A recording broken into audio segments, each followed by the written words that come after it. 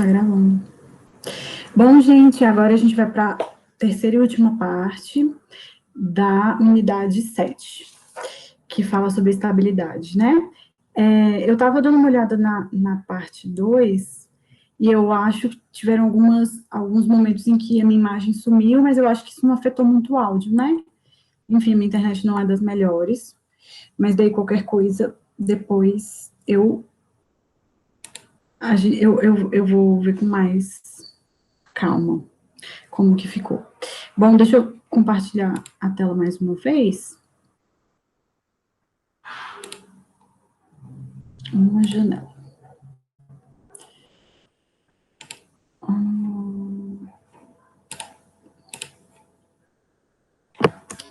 Ai, calma aí.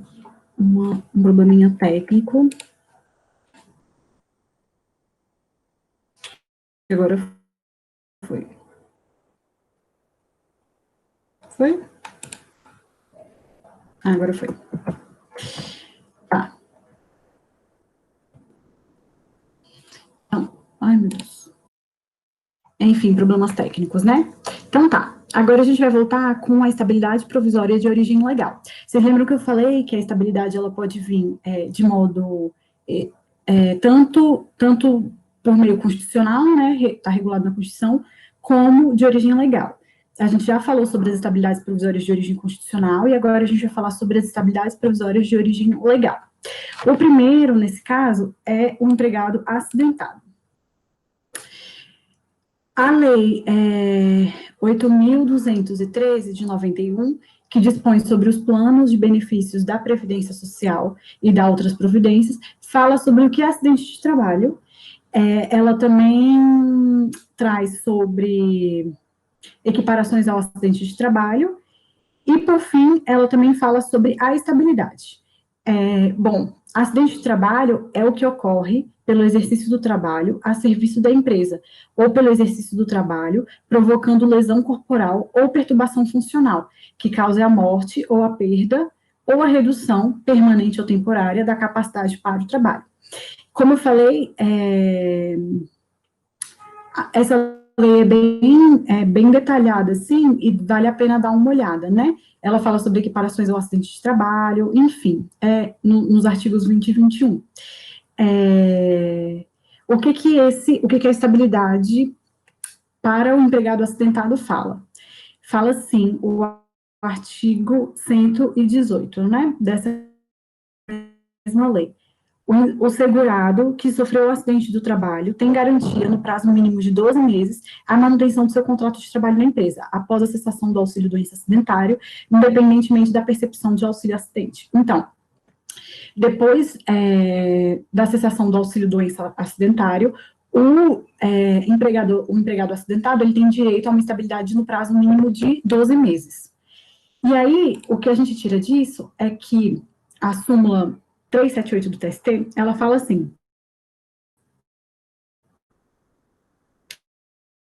ela fala que é constitucional, o artigo 118 dessa lei, que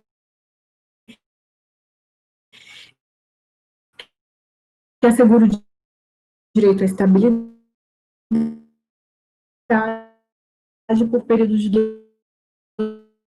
12 meses após a cessação. E aí, o que ela fala, que é muito importante, é justamente um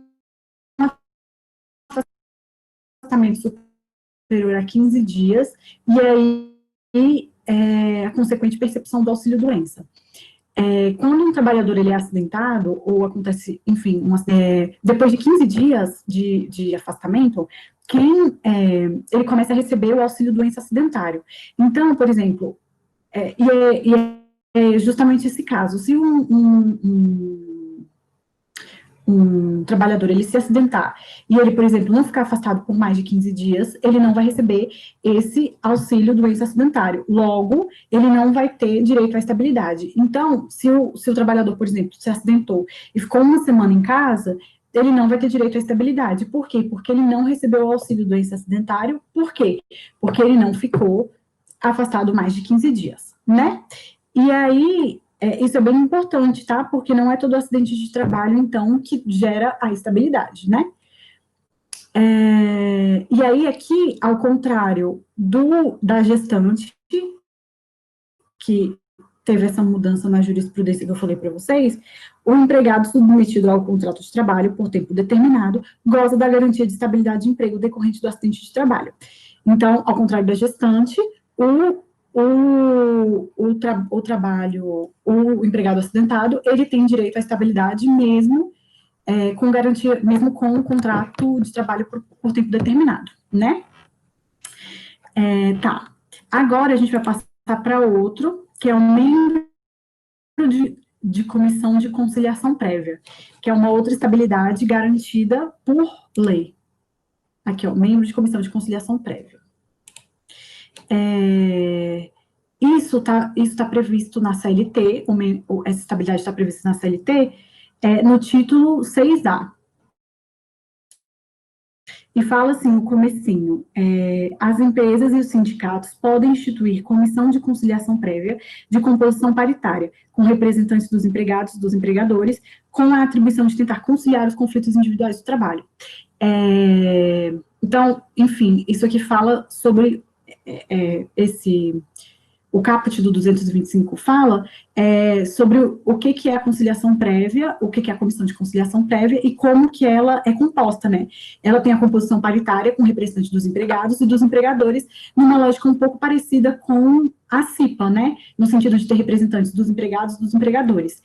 E aqui nesse caso, o parágrafo 1º fala, é vedada a dispensa dos representantes dos empregados, membro da comissão de conciliação prévia, titulares e suplentes, era a palavra titulares que eu estava esquecendo aquela hora, titulares e suplentes até um ano após o final do mandato, salvo se cometerem falta grave nos termos da lei. Então, essa lógica do membro da comissão de conciliação prévia é um pouco parecida com a CIPA, né? Porque só os membros representantes dos empregados que têm essa estabilidade. E aí, agora a gente vai passar para uma outra situação de garantia provisória de emprego prevista em lei, que é empregado em situação de violência doméstica, que é muito importante, né?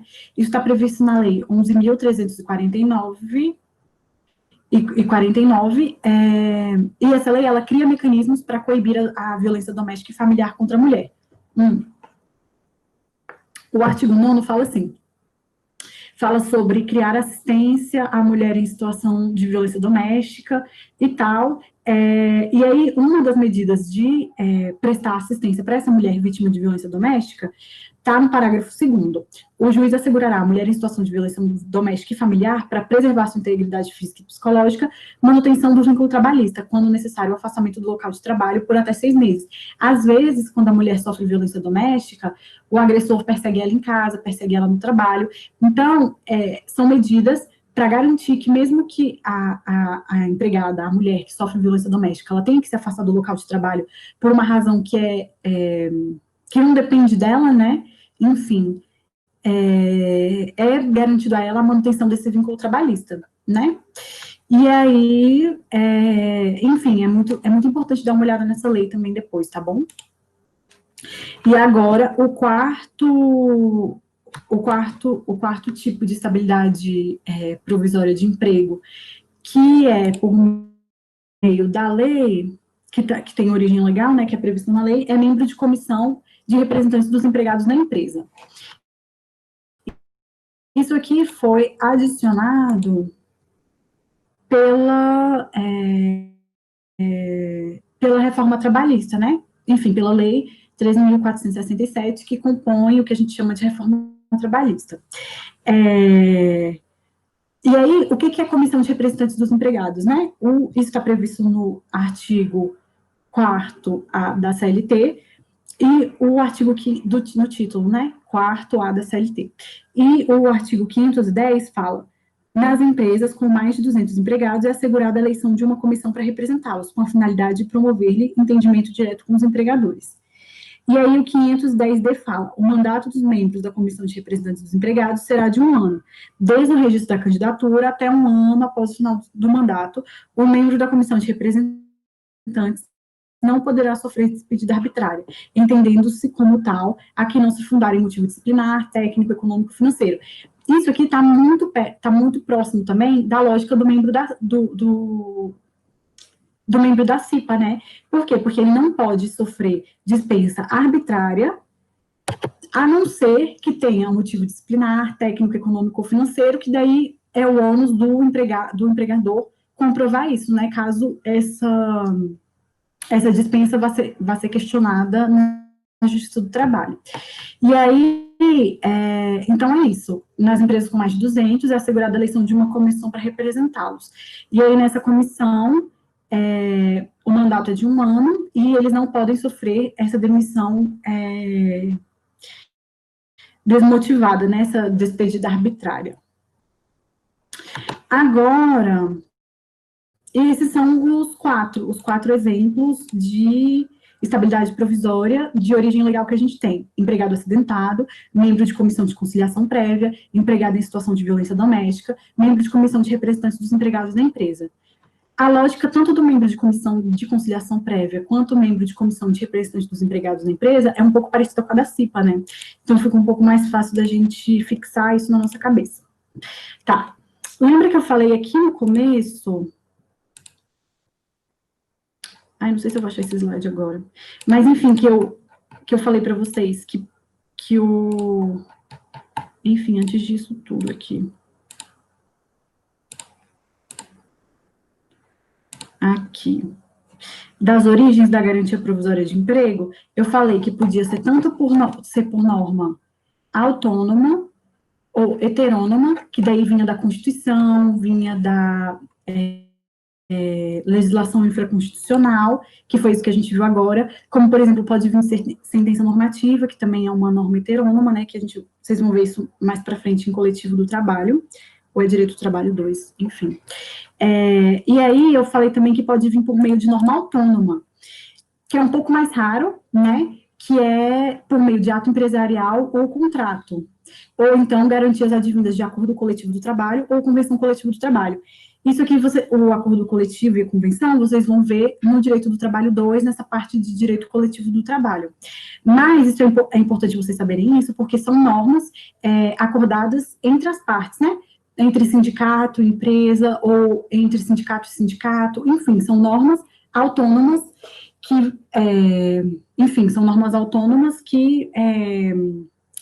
o professor Mauri explicou nas primeiras aulas, né, a diferença de normas autônomas e heterônomas, enfim, as normas autônomas estão bem presentes no direito do trabalho, principalmente quando se fala em sindicato, né? Então, a estabilidade provisória de emprego, essas garantias, elas podem vir tanto pela estrita vontade unilateral do empregador ou por acordo bilateral ajustado entre as partes. E aí, como eu falei, isso não é muito comum, né? Dentro da tradição jurídica brasileira, a estabilidade ela é mais definida de acordo com norma heterônoma estatal. Mas a gente não pode considerar inválida uma estipulação que parta do próprio empregador, né? Mas daí a gente tem que analisar isso com cuidado, porque o direito do trabalho, ele admite que essas estipulações, ele admite essas estipulações se elas forem mais favoráveis ao obreiro, né? Que são ajustes bilaterais, ou então os ajustes unilaterais, elas têm que cumprir esse princípio da condição mais benéfica e da norma mais favorável ao empregado. Se forem preenchidos esses requisitos de princípio da condição mais benéfica e norma mais favorável, nada vai impedir o empregador, ou então as partes, né, sindicato, empresa, ou o trabalhador e o empregador, de instituir cláusulas de garantia provisória de emprego. O empregador, por exemplo, ele pode fazer isso para atrair um bom empregado para a empresa, sabe? Pode colocar uma cláusula dessa no contrato para garantir estabilidade, para atrair esse trabalhador qualificado, esse bom trabalho, esse trabalhador, ou pode ser por um cargo muito específico, por exemplo, sabe? Então, o empregador, ele pode instituir essa cláusula tanto no contrato, como, por exemplo, no regulamento geral da empresa, sabe? Uma coisa um pouco comum nesse universo, que não é tão comum, né, de garantias advindas de ato empresarial, ou do contrato, ou garantias advindas de ACT ou CCT, é quando garantir estabilidade para aqueles trabalhadores que estão próximos de se aposentar, sabe? Isso é um pouco comum, assim, e faz sentido, né? O empregado, ele está próximo de se aposentar, e daí ele tem essa cláusula ou está no regulamento geral, ou está no contrato, de que ele tem estabilidade, pouco antes de se aposentar. E aí, só que nesses casos não tem uma estabilidade mesmo, né? O que você tem é uma garantia provisória de emprego, e aí faz com que permaneça o direito ao FGTS. Ou seja, não é a estabilidade de emprego, é uma garantia provisória. Então, como um instituto elimina o outro, se você não tem a estabilidade mesmo, né? Estabilidade de emprego, você tem o FGTS, tá? Então, isso a gente tem que ter muito claro na nossa cabeça. Mesmo quando tem estabilidade concedida pela estrita vontade unilateral do empregador, ou então por negociação coletiva, o que vale é o FGTS, né? E essa mesma lógica vale para acordo coletivo de trabalho ou convenção coletiva de trabalho, que é o ACT e o CCT. A negociação coletiva, ela pode instituir uma garantia de emprego nova que não é prevista em lei. Mas o Instituto do FGTS é o que vai valer, tá? Isso tudo que eu falei agora está na súmula 98 do TST. Eu coloquei aqui, né? Súmula 98 do TST.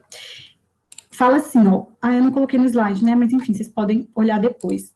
No inciso segundo fala, a estabilidade contratual ou derivada de regulamento de empresa são compatíveis com o regime do FGTS. Diversamente ocorre com a estabilidade legal, que é renunciada com a opção do FGTS. Então, foi isso que eu expliquei agora. A estabilidade contratual ou derivada de regulamento, ou então na ACT ou no CCT, elas são compatíveis com o FGTS e não com a estabilidade decenal, né? Por quê? Porque são garantias provisórias de emprego.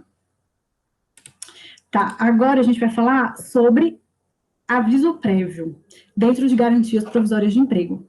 A súmula 348 do TST fala o quê? Aviso prévio, concessão na fluência da garantia de emprego, invalidade. É inválida a concessão do aviso prévio na fluência de garantia de emprego, ante a incompatibilidade dos dois institutos. Então, eu não posso dar para um trabalhador que está estável o aviso prévio. Por quê? Porque ele está estável, e não faz sentido. E o aviso prévio é um sinal de final de contrato, né? Então, não tem compatibilidade entre esses dois institutos, então, eu não posso dar aviso prévio para aquele trabalhador que está na garantia de emprego. Porque o que acontece é que o empregador pode muito bem falar assim, vamos usar aqui esse tempo de estabilidade que você tem, dirigente sindical, por exemplo, vamos usar essa estabilidade que você tem de dirigente sindical para aproveitar para contar o aviso prévio também. Mas isso não pode. Se o trabalhador está em estabilidade, o empregador ele tem que esperar a estabilidade passar para depois dar o aviso prévio, né? Aí eu coloquei um exemplo aqui de um julgado, esse está dando para ver melhor, né? Que é assim, concessão de aviso prévio em período de estabilidade, impossibilidade, e a súmula que eu acabei de falar. É inválida a concessão do aviso prévio quando o obreiro goza de estabilidade, ante a incompatibilidade entre esses institutos. O fato da decisão essa parte não precisa tanto, né? O fato de decisão vir a reconhecer que o pagamento. Enfim, é isso. É um julgado que está aplicando o que eu acabei de falar na súmula. Não tem como o que eu acabei de falar que a súmula 348 do ST fala. Não é possível você conceder o aviso prévio quando o obreiro está gozando de estabilidade. E aí, mas o que acontece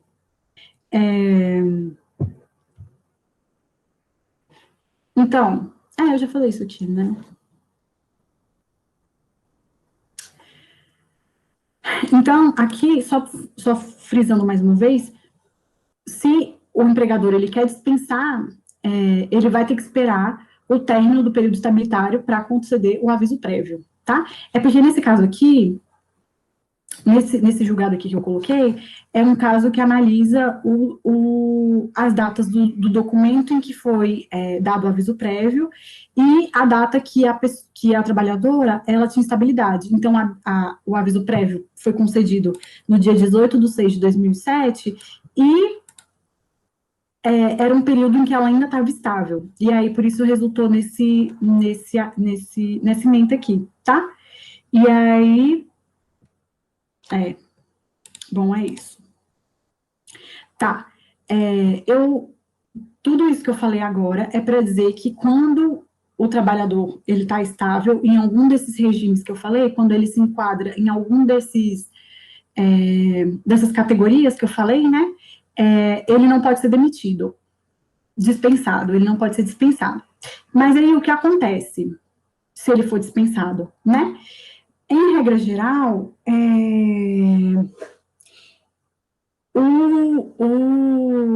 a reintegração, em regra geral, o que acontece? Ou é reintegração ou é indenização do empregador. Está na CLT, no artigo 495. Fala assim: reconhecida a inexistência de falta grave praticada pelo empregado, fica o empregador obrigado a readmiti-lo no serviço e a pagar-lhe os salários que teria direito ao período de suspensão. Então, se não existe falta grave, ou seja, não existe razão para o trabalhador ter sido dispensado, o que o empregador tem que fazer é readmiti-lo e pagar os salários, enfim, os direitos que ele deveria ter recebido no período da suspensão. Só que aí tem casos em que a reintegração do empregado é desaconselhável.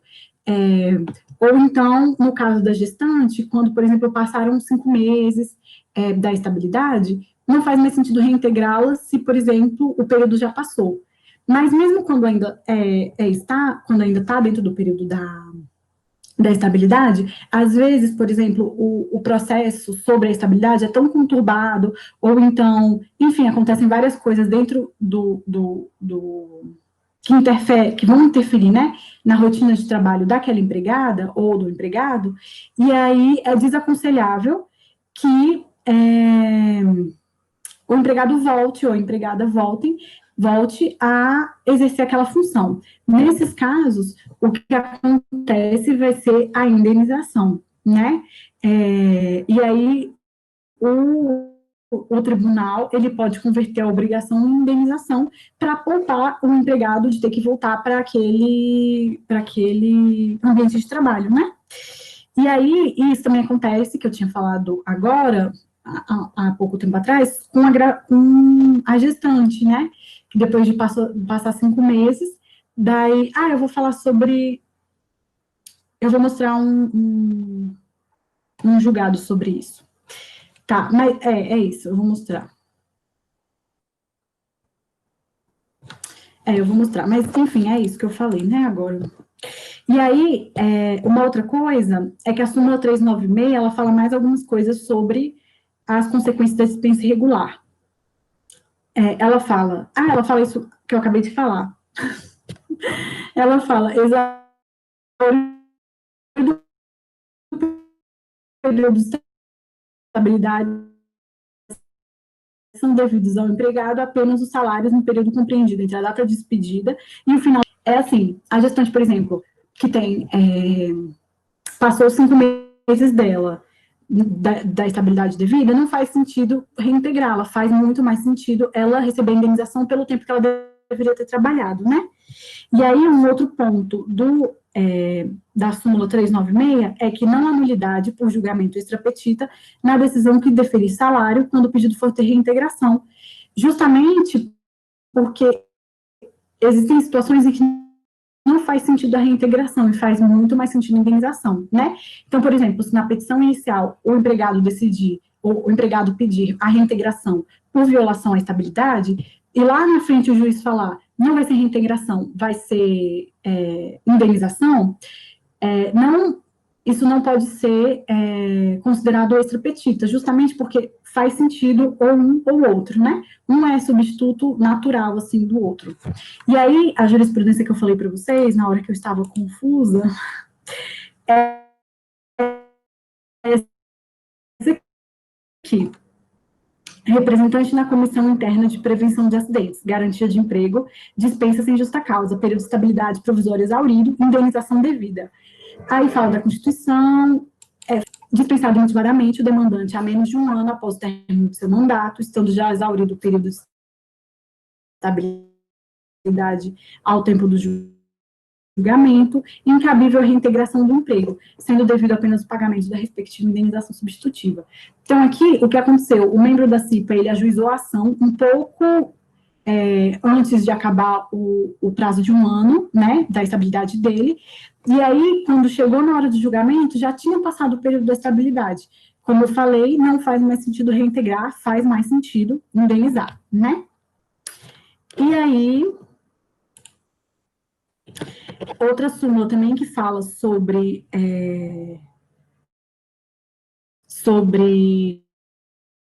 dispensa irregular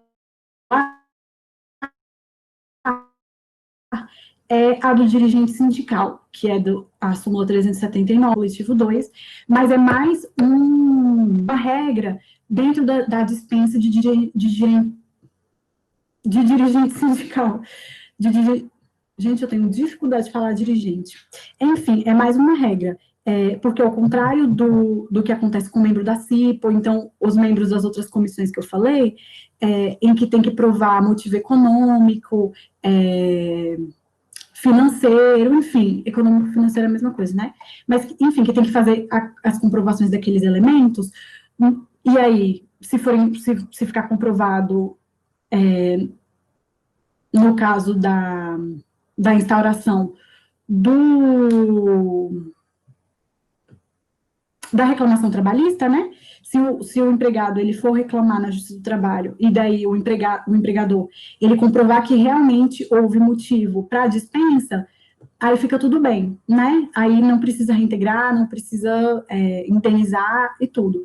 No caso do dirigente sindical, é um pouco mais complexo, porque precisa desse inquérito judicial para apuração de falta grave, sabe? Mas isso vocês vão ver mais no direito coletivo, ou no direito do trabalho 2.